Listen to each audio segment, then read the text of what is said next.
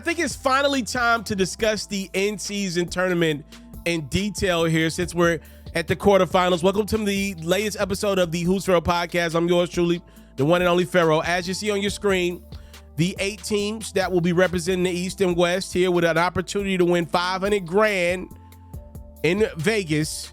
You got the Lakers hosting the Suns. You got the Kings hosting the Pelicans. You got the Pacers hosting the Celtics out East, alongside the Bucks hosting the Knicks. From there, the winners of those matchups will head to Vegas, and then we'll have us a good old semifinals and finals on December 7th and 9th, respectively. So that is pretty much the general consensus of the matchups. I'm going to go ahead and give y'all my quick picks. I'm going to go Suns over the Lakers. The Suns didn't have Booker in either of their matchups against the Lakers this year, but still competed at a really close level. I'm going to pick them, and I'm going to go with the Pelicans to defeat the Kings. I just think Zion creates a matchup nightmare for Sacramento. 2 really good young teams out West. I'm looking forward to that one. And then out East, I'm going to roll with the Celtics over the Pacers. They're probably going to score 135 points in that game. And then I'm going to roll with the Bucks over the Knicks, especially with that game being in Milwaukee. Wouldn't be surprised if it went the other way, but that's what I'm rolling with. And then, heck, while I'm at it, I'm going to go ahead and give y'all my semifinals and finals predictions. I'm going to go with the Celtics out East. I'm going to go with the Pelicans out West. And I'm going to roll with the Celtics to win the in-season tournament. I just believe Tatum and Brown in November, December, January, the level that they play at is just incredible. Kristaps Porzingis is healthy now. He may not be healthy come April, May, or June, but you're catching him in November, December. Jrue Holiday is always ready to go. I think today the Celtics are the most equipped team to win a one-game format. I really do believe that.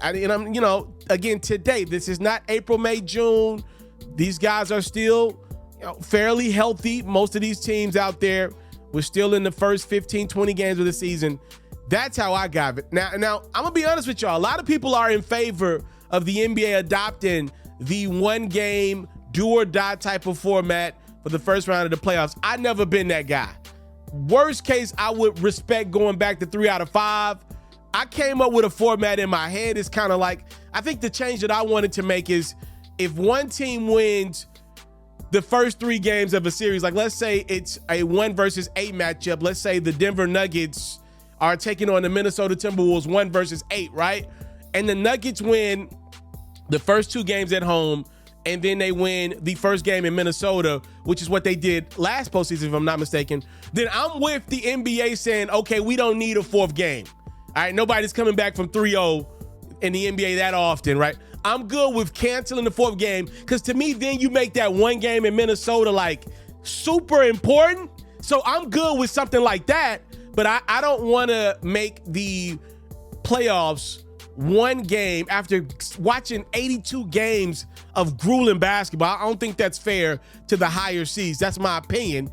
But I'm excited because the in-season tournament, which the guys are playing for $500,000 and the coaches as well, I'm excited to see potentially matchups in the playoffs that I'm not so sure if we're going to get. I don't know how great the ratings are going to be on this one, but I would tell you this.